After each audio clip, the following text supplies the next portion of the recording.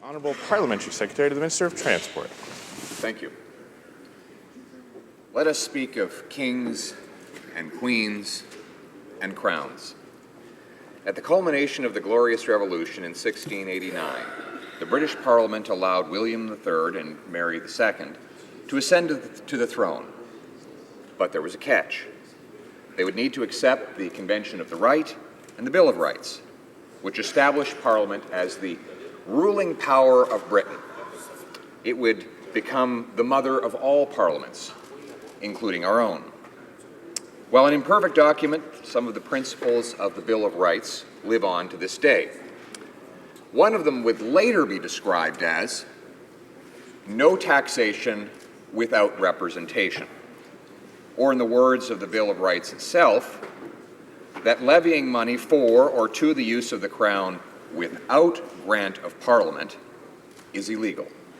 Simply put, the Crown can only spend the people's money with their consent, and only Parliament can grant that consent. Mr. Speaker, 324 years later, the principle is the same. Government cannot spend what Parliament has not approved. Which brings us to the Crown, or Crown corporations. Under present rules, they may enter into a room with a union leader, negotiate an agreement, and send the bill to taxpayers who do not have a say, but just must pay. The people's servants in Parliament do not vote on it, nor does the elected government sign off. So in this respect, it is as though we have returned to the mid-17th century, where the Crown levies money without grant of Parliament.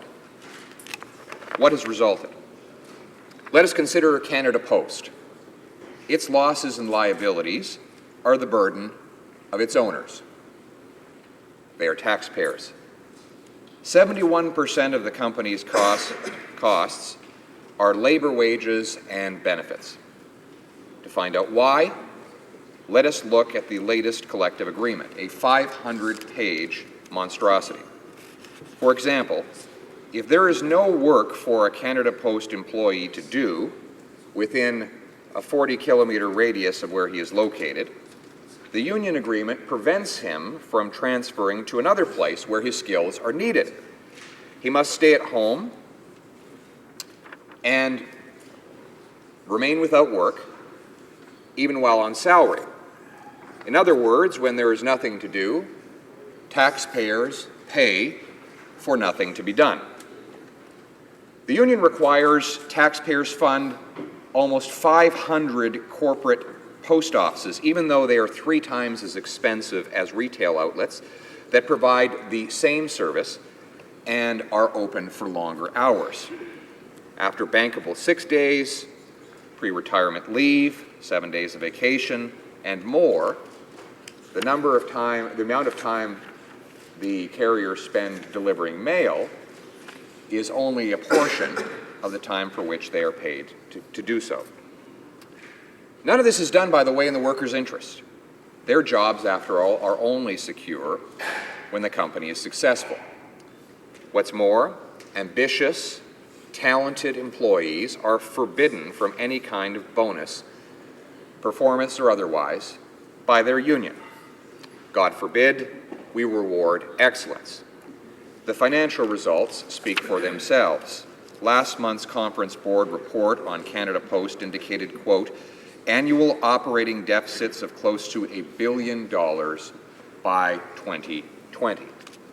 On top of that, the company will have billions more in accumulated pension liabilities. Who will pay for that? Taxpayers, of course. They never authorized it, and they cannot hold to account the unelected officials who did. Politicians can claim innocence, for it was an arm's length body who did it. Sure, the arms had enough length to reach into the pockets of taxpayers, but never mind, these crowns are independent. Well, actually, they are dependent on the same taxpayers they are independent from. In fact, we are told their very independence depends on their right to be dependent on the people they are independent from. Simply put, they are independently dependent. Right.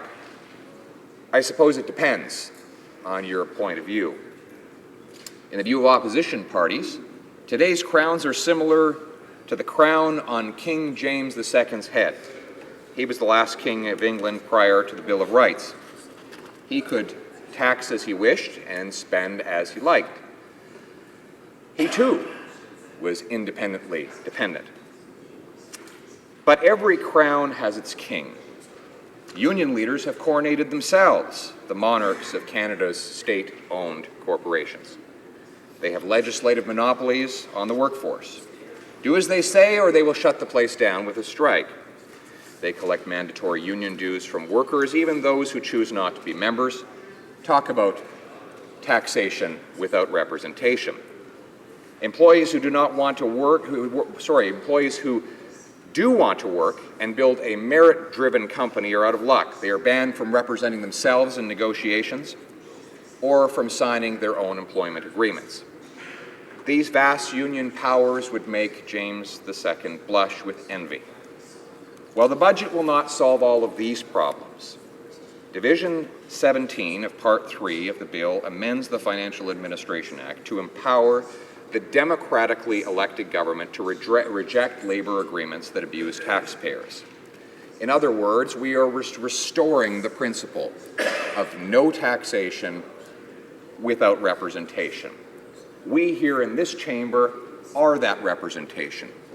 The color of this chamber is green because in the early day of the House of Commoners, the commoners came from the fields, and it was their toil in that field, those fields, that paid the levies that the Crown expended. It is the duty, therefore, of the government to have the approval of Parliament for all that it spends. And this bill does precisely that. In this sense, it restores Parliament as defender of the public purse and makes the Crown servant and not master. Thank you.